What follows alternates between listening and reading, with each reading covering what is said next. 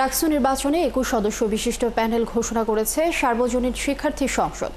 IER এর শিক্ষার্থী তাসিন খানকে ভিপি ও ম্যাটেরিয়াল সায়েন্স অ্যান্ড ইঞ্জিনিয়ারিং বিভাগের শিক্ষার্থী রাজন আল আহমেদকে জিএস প্রার্থী করা হয়েছে। দুপুরে রাজশাহী বিশ্ববিদ্যালয় ক্যাম্পাসে প্যানেল পরিচিতি সভা করে সংগঠনটি।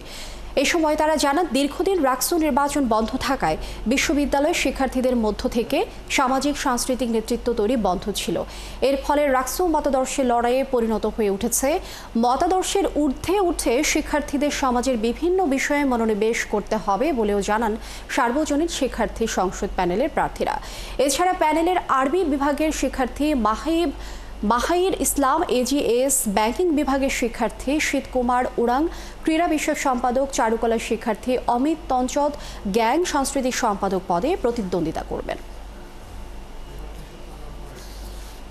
প্যানেলে সভাপতি হিসেবে আছেন, সহ সভাপতি অর্থাৎ ভিপি হিসেবে আছেন তাসিন খান। তিনি আইইআর এর ২০-২১ শিক্ষাবর্ষের ছাত্রী।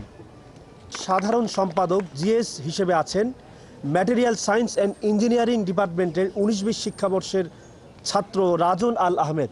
তারা নিজের বিবেক বুদ্ধি বিবেচনা দিয়ে যাকে নির্বাচিত করবে সেই প্রতিনিধি হবে। সে কোন দল, কোন সংগঠন বা স্বতন্ত্র কোথায় থেকে বিলং করছে সেটা খুব একটা মুখ্য বিষয় হবে না।